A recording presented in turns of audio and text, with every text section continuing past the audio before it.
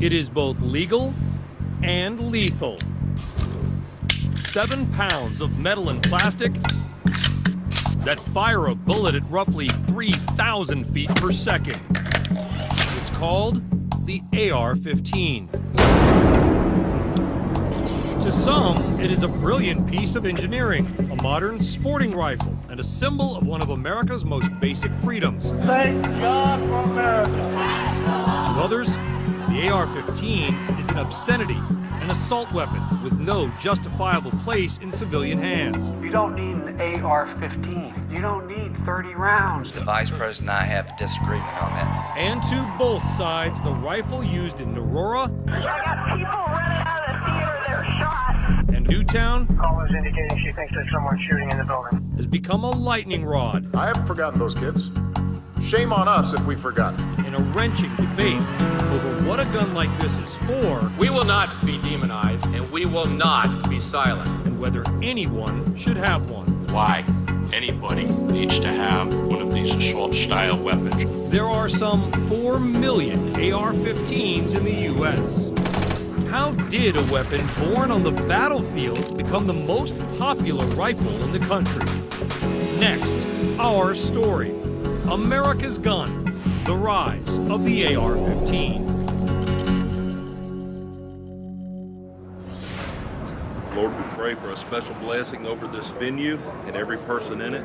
With as many guns in the U.S. as there are people, Keep us safe, Lord. As you it would be always do. easy to reduce America's gun culture to cliches. Lord, we want to thank you in advance for a very prosperous and positive weekend. Maybe too easy. We ask all of this in the Lord Jesus Christ's name. Amen. Amen. Let's sell it all. Hey, make sure all your guns have tags. Take a stroll through any gun show. That's how you do it right there. Past the flags and the firepower, See how that feels. and you've only begun to understand America's complicated relationship with firearms, It's a 22. All of them are 22. especially this firearm, the AR-15 rifle. Come on, folks! America's #1 selling firearm, the AR-15, brand new in the box, only $9.99. The AR-15, perhaps the most beloved, reviled, some say misunderstood gun in the country. I use that mainly for hunting. The AR-15 dates back more than 50 years, but it has never been hotter and more controversial than it is right now. No bells and whistles, the standard stock like I have. We wanted to understand the AR-15's immense popularity That is a beautiful thing. and go beyond the cliches. Thank God for America. So we went to Boynton Beach, Florida, to see, of all people, a dentist. There we go. His name is Mike Barr, and when he isn't drilling a tooth, Looks good. he's drilling a target with his AR-15. I like it because it's lightweight, easy to use, and it's accurate. It's great for target shooting. That's what I use mine for. Barr and his friend Brett DuBois, a real estate developer, are unapologetic about their choice of firearm, which they say is perfect for the range and for self-defense. How would you defend the AR-15? So he said, Mike, Yeah. you should not be allowed legally to own an AR-15. Yeah. Well, my first question would be, why not?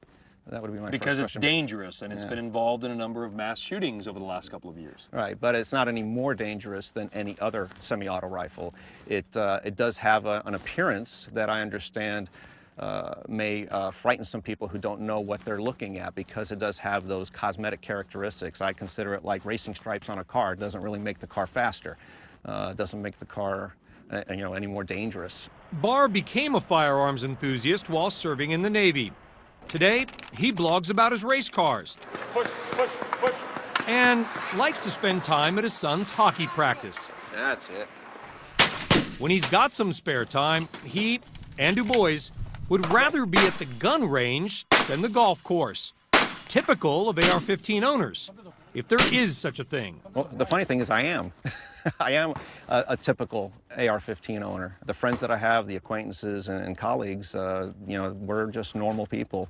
Do you think there is a stereotype Oh, most of a gun definitely. owner? Yeah, most definitely. And what is that stereotype? I think, people might say that if you have an AR-15 that you might think of you some kind of wacko, you're going to go crazy shooting guns. But do you admit it does look menacing? It looks very menacing. That's why I got one, because it's cool. And in demand. This is my rifle. It's been tested. The AR-15 was once exclusive to Colt. There are many like it, but this one is mine. But today, the name refers to a general style of gun.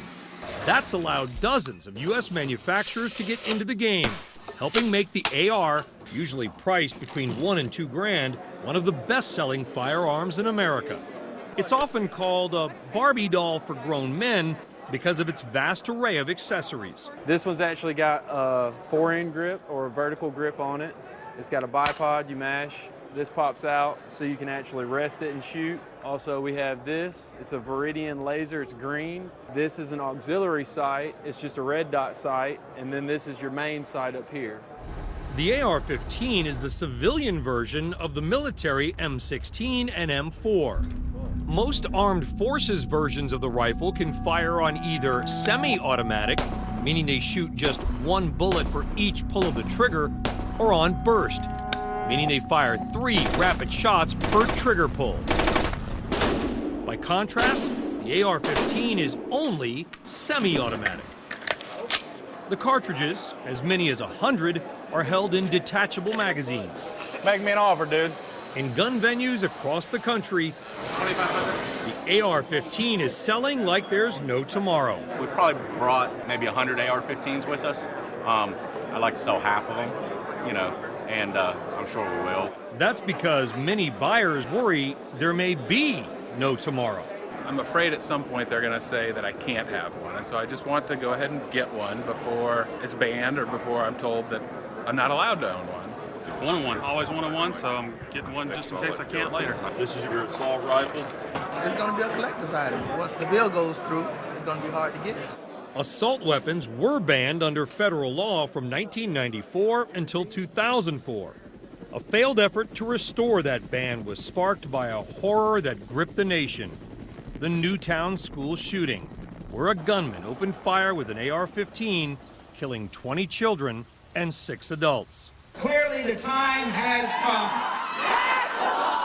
The debate rages on, focusing on whether to limit the size of ammunition magazines and the number of so-called military-style features, like pistol grips, forward grips, adjustable stocks, and flash suppressors.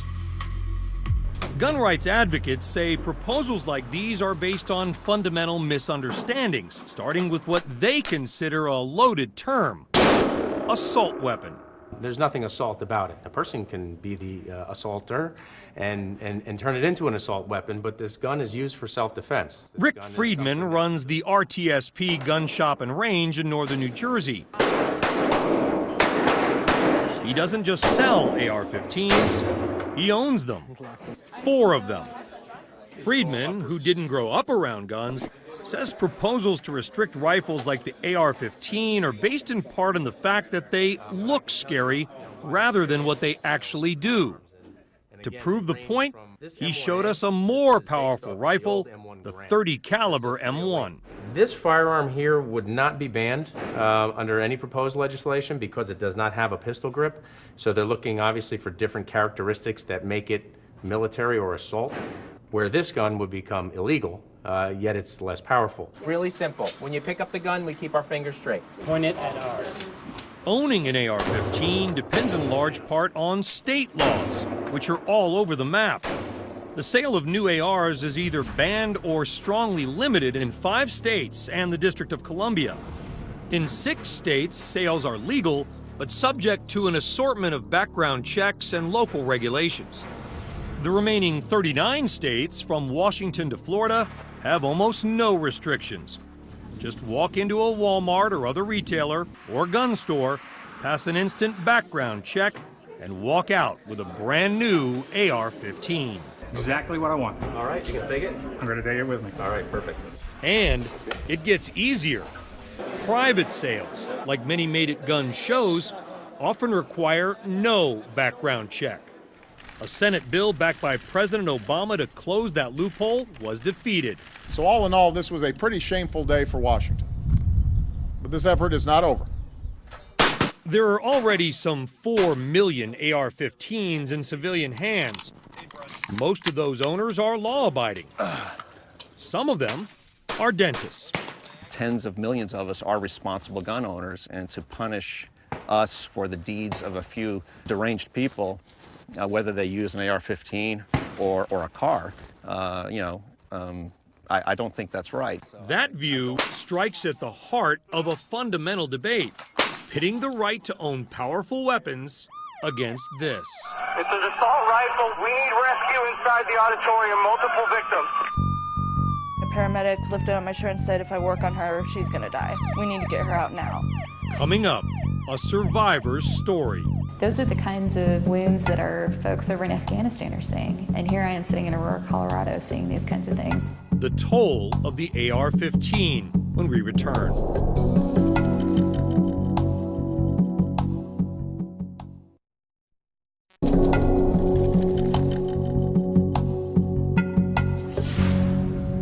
Looking at 23-year-old Farah Soudani, you wouldn't know it's astounding she's even alive, or that on one terrifying night, she came about as close to dying as any human being can, when a man armed with an AR-15 went on a rampage. I remember hearing pop, pop, pop, pop, pop, like that fast. 315 and 314 for a shooting at Century Theaters. So I looked up, saw some people walking, some people running to the exits, and I thought it was a prank. Somebody is still shooting inside theater number 9 for an employee. And all of a sudden, I feel my side is warm. I got people running out of the theater, they're shot. And I put my hand on it, and I could just feel blood dripping down. 16, I got 7 down in theater 9. 7 down. I took a step to grab my friend Mike, and my organs came out. So my intestines and my stomach, to be exact, and what was left of my spleen. Cruiser 10, I need a medical crew in 9. I've got 1 victim eviscerated. On July 20th, 2012, in an Aurora, Colorado movie theater, Farah Soudani became part of a select group. People who've been wounded in a mass shooting and survived. The accused gunman, James Holmes, had several firearms, including a shotgun, a pistol, and the same type of weapon later used in the Newtown massacre, an AR-15 rifle. It's an assault rifle. We have magazines down inside, so everybody watch out for the assault rifle. You said that you got down on the floor. Mm-hmm. Why did you do that? Why did you know to do that? I was really hurt, and my first instinct was I need to lower my blood pressure. So I just laid down and I tried to stay as calm as I could. So what did you see, what did you hear when you were down on the ground? Screaming of every kind, people screaming from getting hit. You can tell when they were wounded, because it's not just screaming, it's an instant burst of their voice. I've seen a lot of gunshot wounds in my life, but these were absolutely completely different than anything else I've ever seen. Camilla Sasson was one of 2 emergency physicians on duty at the University of Colorado Hospital. Not only was it just the sheer number of people that were kind of coming into the emergency department who had so many horrible injuries, but some of the injuries that they had, I had never really seen before. According to court documents, 65 of the 76 shell casings recovered from the scene were from the AR-15. That squares with the carnage Dr. Sasson saw rolling into the emergency department that night. Can't say for sure if they came from one gun or the other, but what I can say is that the types of injuries and the amount of destruction that we were seeing in people's bodies is something that you can't do with a shotgun or even with a handgun. But is the AR-15 more dangerous than any other weapon? According to the FBI, of the 8,500 firearm-related homicides in the U.S. in 2011, 323, fewer than 4%, were committed with rifles, and only a portion of those were AR-15s. In fact, more Americans are killed each year by blunt objects than by semi-automatic rifles. Yet when they are used in a crime, the same qualities that make ARs appealing to owners, their power, ease of use, and rapid rate of fire, can make them shockingly effective. The projectile fired from an AR-15 type of rifle is a very specially designed projectile. Donald Jenkins is a surgeon at the Mayo Clinic and a ballistics expert. When a high-velocity projectile such as that fired from an AR-15 enters the human tissues, it is designed to tumble and then break apart. And it breaks apart into multiple fragments. If it strikes bone or if it strikes an organ like your liver, that is devastating. Jenkins says the injuries inflicted by the AR-15's small caliber, high-velocity bullet are similar to those he saw on the battlefield as a military trauma surgeon in Iraq and Afghanistan. This is an example of the upper arm humerus bone that's been destroyed by a high-velocity round that is a projectile coming from an AR-15 type of rifle. That bone is devastated. Those tissues are devastated. You cannot put this back together. This is likely going to result in amputation. When the smoke from the Aurora shooting cleared, Farah Soudani was among the survivors. That's what's up. A 24-year-old aspiring sportscaster named Jessica Gowie was not. My daughter was hit 6 times with an AR-15. Sandy Phillips is Jessica's mother. She was hit in the left shoulder and received 15 pieces of shrapnel and was hit in the left forehead, which was the kill shot. Phillips, a gun owner herself, has channeled her grief into action, calling for an outright ban on the weapon she says was used to kill her daughter. This should have and could have been fixed a long, long time ago. Let's keep it limited. Let's not make weapons that can take 26 people out in one school in just seconds, that can take 12 people's life and 58 other people wounded in 90 seconds. Do you think the outcome of that night would have been different had the gunman not had access to an AR-15? Absolutely. How so? I think that he would have maybe had more handguns. Hopefully less people could have gotten hurt. Farah Soudani has made a remarkable recovery, though she will always bear the scars. And we were there when she reunited with some of the people who saved her, including EMT Daryl Johnson and Dr. Camilla Sassy. Are you serious? Oh my God. How are you? Oh my gosh. Wow. Seriously? It's okay. If you want a window into the complexity of the gun debate, consider this. Farah Soudani isn't convinced the AR-15 should be banned. There's like no reason you should be alive right now, honestly. If that doesn't make sense to you, it does to them. Coming up, training day in Tennessee for AR-15 owners. I'm talking about millionaires. I'm talking about plumbers. I'm talking about doctors that are coming to these classes that are afraid. Prepping for battle when we return.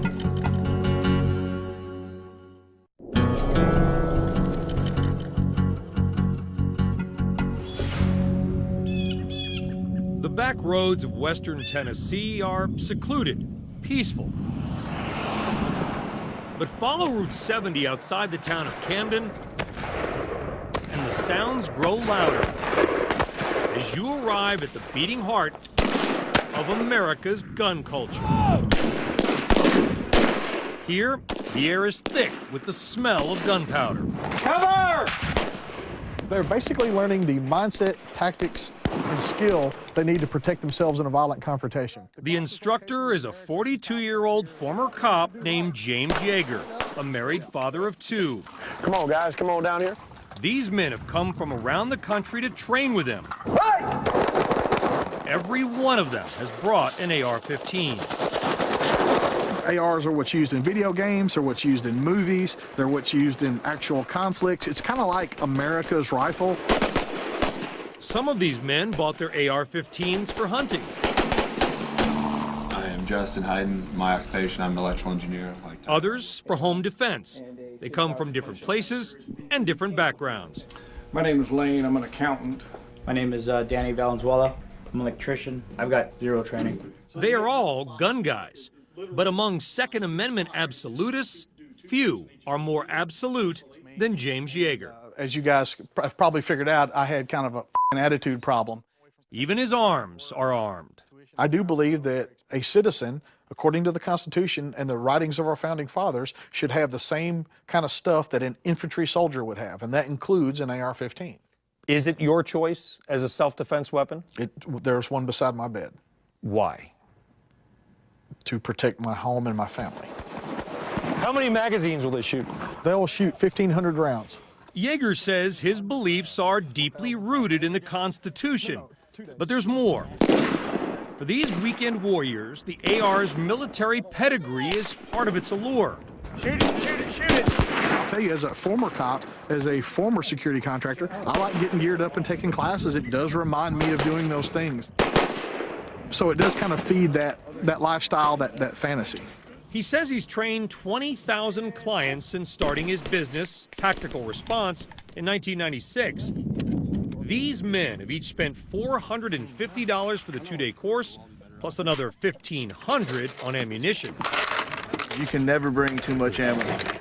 How's business? Booming, pun intended. In 2008, 9, and 10, I had 25% increases. 2011, I had a 50% increase. Why?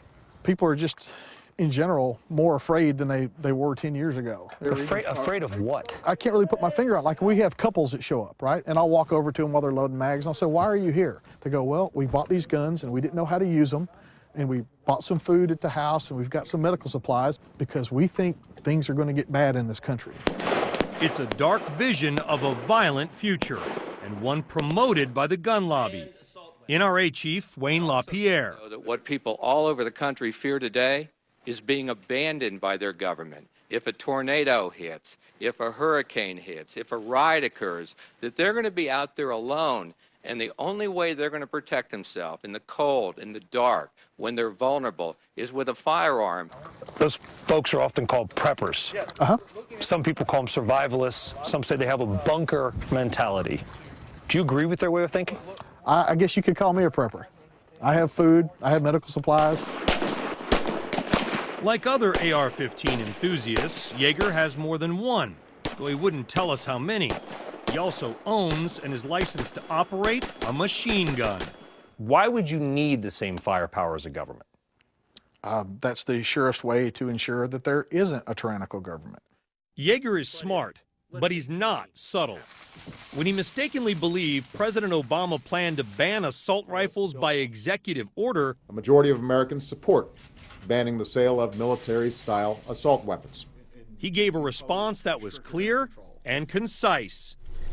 That.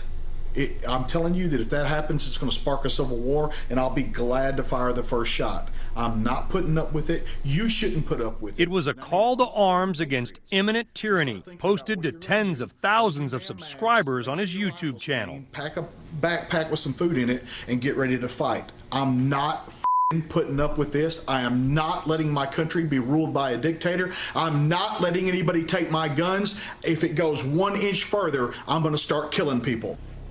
When people talk about this concept of insurrection or armed resistance,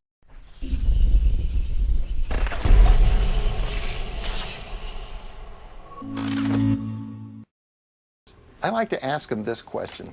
Okay, so who exactly is it that you want to shoot? Is it your local sheriff? Is it your mayor? Is it your governor?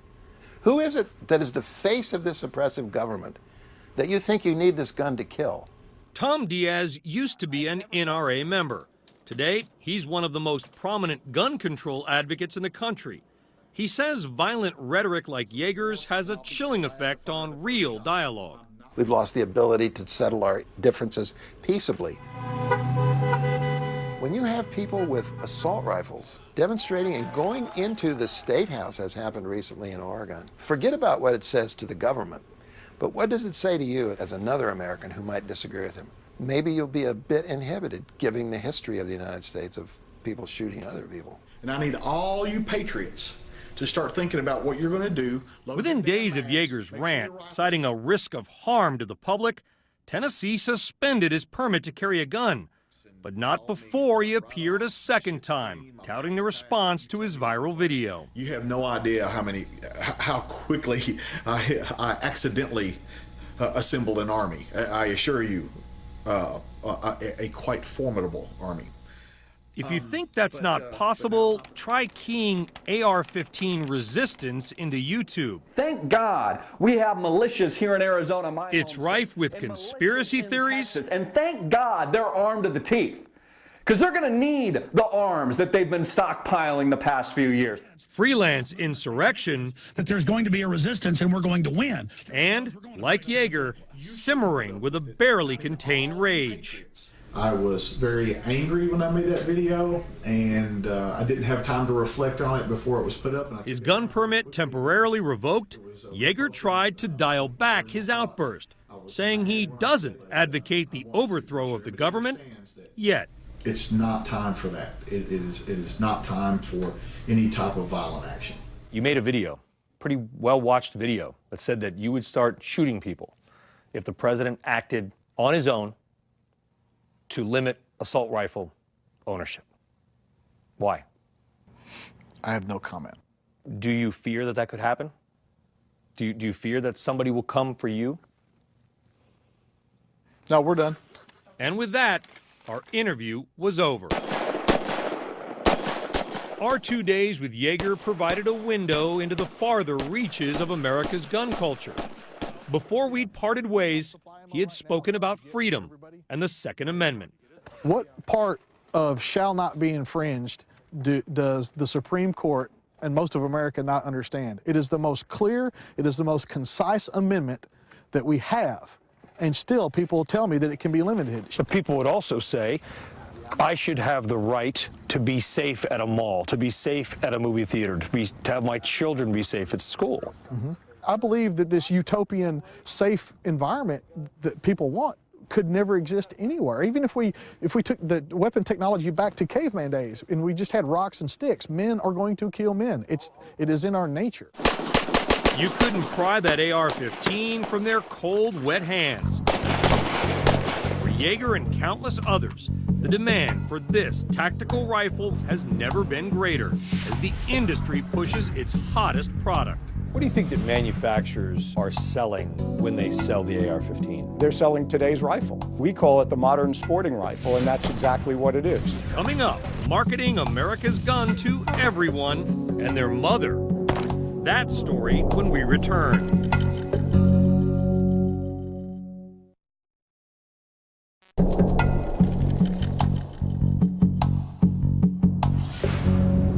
Put it into your hip like so.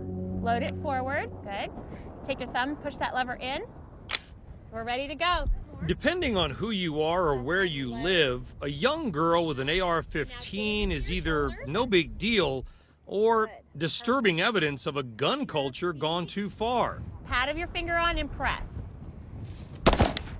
Either way, this scene may be all you need to understand why the AR-15 has become the most popular civilian rifle in the U.S. Here we have the 22 version, which is... On ranges around the country, people like Juliana Crowder, a married mother of two, are evangelists for the gun. Perfect, right there.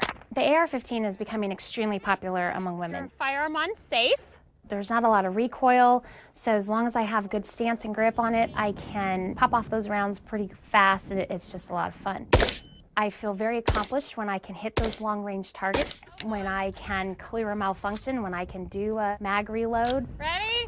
Fire! Let's go ahead and move to your bench, load your weapons. In 2011, Crowder started a Texas group called A Girl and a Gun Women's Shooting League, now with chapters in 16 states. Their star, the AR. We have them for sporting, we have them for hunting, and we have them for just in case. Is your bolt forward? With some 4 million AR-15s in the hands of gun owners like Crowder, we wondered how it became so popular. So we went back to the beginning, to Prescott, Arizona, where we met a man named Jim Sullivan. Everybody said it had sex appeal. It was a modern-looking gun, 50 years ago. Sullivan doesn't just admire the AR-15, he helped design it, and never imagined the gun would have such wide appeal. It was designed for full automatic military use. It wasn't really designed as a sporting rifle. I don't think it ever occurred to us that it would have a very large, at least, civilian popularity. In the late 50s, Sullivan was working at a company called Armalite for an engineer named Eugene Stoner. Their mandate was to create a gun for the military using lightweight aircraft materials. By 1959, they had their breakthrough. It was the AR-15. AR not for assault rifle, but Armalite rifle. First prototype cost $30,000, which is peanuts in today's development. I was making $10,000 a year. Armalite eventually sold its AR-15 rights to Colt. With fighting in Southeast Asia heating up, the government began placing orders for the gun. In 1963, it was renamed the M16. Remember, the M16A1 is a fine rifle. When used in the conditions for which it was designed, such as close-in jungle fighting, it is probably the best rifle ever issued to the American soldier. The gun had a fully automatic setting, so soldiers could fire continuously as long as they held the trigger down. Semi-automatic would fire just one bullet with each trigger pull. The M16 became the iconic rifle of the Vietnam War. They found printed notes that were passed to some of the Viet Cong that said, look out for the men with the black rifle, because almost any wound was fatal. When the war ended, the M16 was the only weapon many veterans had ever known. So Colt made its first semi-automatic civilian version for that ready-made market, the AR-15 Sporter. Tom Diaz is an author who has tracked the spread of military-style weapons. How did the AR-15 become so popular with citizens? Three things happened in the mid-1980s, which is when it really took off. People began to be concerned about some kind of apocalypse, and that spawned something called the survivalist movement. Americans began to accept new technological ideas in guns, which the AR-15 embodied. And finally, there was a lot of glamour in the media that centered around military-style weapons, Miami Vice, other movies. Those potent images hit a popular nerve. An AR-15 even played Al Pacino's companion in the movie Scarface. Say hello to my little friend! Used by anti-heroes and good guys alike, the black rifle with the tactical label became a hot gun to have. It's not a case of the manufacturers pushing this platform onto the public. Quite the contrary. The manufacturers were surprised by its popularity. Steve Sinetti is the president of the Gun Industries Trade Group, the National Shooting Sports Foundation. He speaks for the more than 30 companies that make AR-15s, including Colt, Smith & Wesson, Bushmaster, and others. Together, they sell some 800,000 AR-15s a year, worth about $800 million in annual revenue. What do you think that manufacturers are selling when they sell the AR-15? They're selling today's rifle. We call it the modern sporting rifle, and that's exactly what it is. The SIG 5.56 semi-automatic rifle. But at times, the industry markets the gun with full-on military appeal, even as it insists the AR-15 is not an assault rifle. That term, they say, refers only to fully automatic military weapons. Diaz, a longtime gun control advocate and industry critic, says manufacturers are being hypocritical. Well, the marketing is relentless. It takes the military pedigree and it says you can have this too. You can be this soldier, but you don't have to enlist. But if I'm an AR-15 manufacturer, why shouldn't I advertise to my core customer just like a car maker, a clothes maker, a beer maker? They're being very rational as marketers and as businesses and as industries. The difference is what they're selling is lethality. We asked Steve Sinetti to comment on this ad by manufacturer Daniel Defense.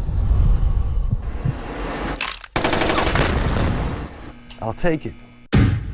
How is that promoting sporting? When a lot of first-time buyers go into a gun store, like you saw in the video, they ask the fellow at the counter, or they try to decide for themselves what kind of gun they want. They think, what does the military use? What does law enforcement use? Either my life or my family's life is going to depend upon it, or whether or not I win a target match is going to depend on whether the gun works.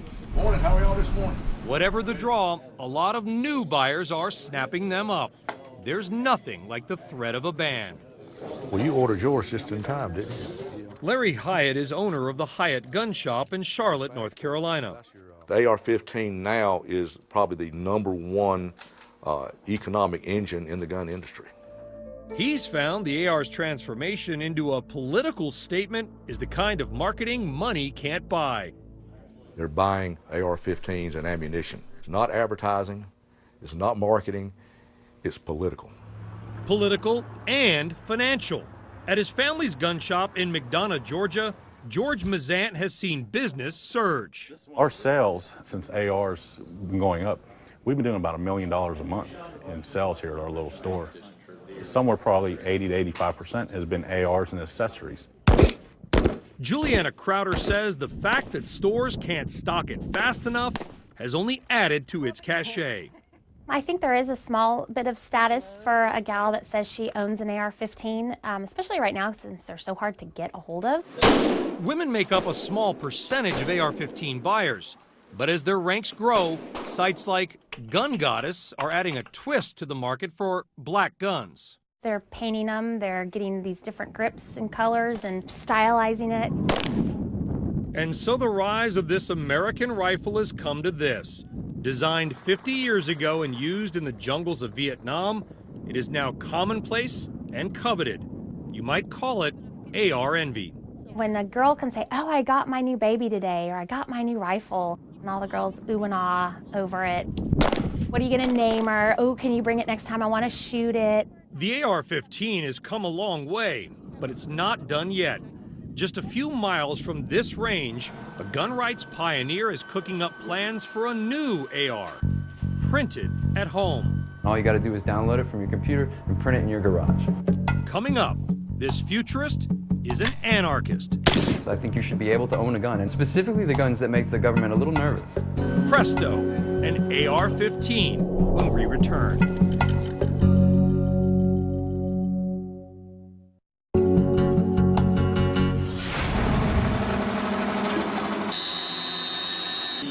For the half-century since its birth, the AR-15 has been manufactured meticulously, laboriously, in a process that harkens back to colonial times. Even today, craftsmen using traditional machining techniques carve and hammer this rifle out of aluminum and steel. Everything in this building, I think, is older than our grandparents. But what if instead of making guns like this, you made them like this? This is a three-dimensional printer, and emerging from that milky bath is the biggest revolution in firearm manufacture since the industrial age. Behind it all is a 25-year-old law student named Cody Wilson. Inside this build area is a bunch of resin. We use a laser, and it cures the top layer of this resin layer by layer until you get something that looks like this. Wilson, who lives in Austin, Texas, is the controversial leader of a movement he's dubbed Wiki Weapon. You can do everything that we're doing on open source softwares with open source platforms. Plastic gun parts, built from the bottom up, that actually work. Wilson is on his way towards making the first disappearing AR-15. Is your goal to design a gun specifically that can't be detectable at airport x-ray machines? I'm reaching out from a more abstract sense. I don't think guns should be observable in commerce. I don't think there should be registries of them. I don't think they can or should be monitored and observed in this traditional sense that we're becoming comfortable with. He's not there yet, but piece by piece, his goal is to perfect a do-it-yourself AR based on designs you can download from his website and create on an $800 3D printer at home. So what's the goal? The goal is to create contempt for the state. Wilson is a self-described anarchist. He envisions a society without any government oversight of guns at all. You're doing this essentially to thumb your nose at the government. We know so much that this government doesn't want right now the AR-15 in people's hands. It hates the idea, at least in theory, of gun violence. It's doing everything it can to at least simulate the idea that it has it under control. We like to demonstrate that no, not only does it not have it under control, it's losing control every day. He's been named one of Wired magazine's 15 most dangerous people in the world. Wilson has placed himself in the eye of the gun control storm by making 30-round magazines and another key component, the lower receiver. In the normal manufacturing process, it's the only part of the AR-15 that bears a serial number and is traceable. Is your goal then to get around the federal tracing and serial number process? Of course. So you would make this, the receiver, you could make this, and everything else to build an AR-15 could be bought with widely available, relatively inexpensive commercial parts. Everything else is online, it's unserialized. Under federal law, making a gun for personal use is legal. Wilson's project could make high-capacity firepower more accessible for anyone and everyone, regardless of age or background. There's no question this helps you evade a background check. Yeah, this makes it easier for you to get a gun. What does the ATF think about you? I think the ATF at first didn't know what to think about me, but they recognize that we're at least trying, good faith, to stay on the right side of the law. I think they're one of our allies right now. Allies? Not according to the chief of the ATF's gun tracing center, Charles Hauser. I think it's a serious problem. Hauser's worried about the proliferation of ghost guns, AR-15 components printed out in private basements. The only necessity I can think of for building that gun is we want an untraceable gun from the get-go. We're not trying to get a gun for some legitimate purpose, because why not just go to the store and buy one then? Maybe we're prohibited from having the gun, or we want an untraceable firearm. Why? Criminal intent. Do you advocate violence? I don't advocate violence, no. Not for violence's sake, right? But I advocate that you should be free to have that choice to use it. The jury's still out on Cody Wilson and the Pandora's box he's prying open. Is this just a modest evolution in gun manufacture or a game-changing threat to the very notion of gun control? Somebody prints out your design for this on the internet, they buy the components, they make a fully functioning AR-15, and they go on a killing spree. Yeah. How does that make you feel? It'll make me feel bad, right? But at the same time, look, just because, and we've said it, because bad things happen, doesn't mean I lose my rights. And I'm willing to defend those rights pretty vigorously. And I'm willing to say, yeah, okay, bad things are gonna happen. If Cody Wilson is right, sometime, somewhere in America, another gunman will put the AR-15 in the headlines again. Because it is not only a means of recreation, of self-defense, and a potent symbol of freedom, but something more, a weapon originally designed for the fields of war. I'm Brian Sullivan. Thanks for watching.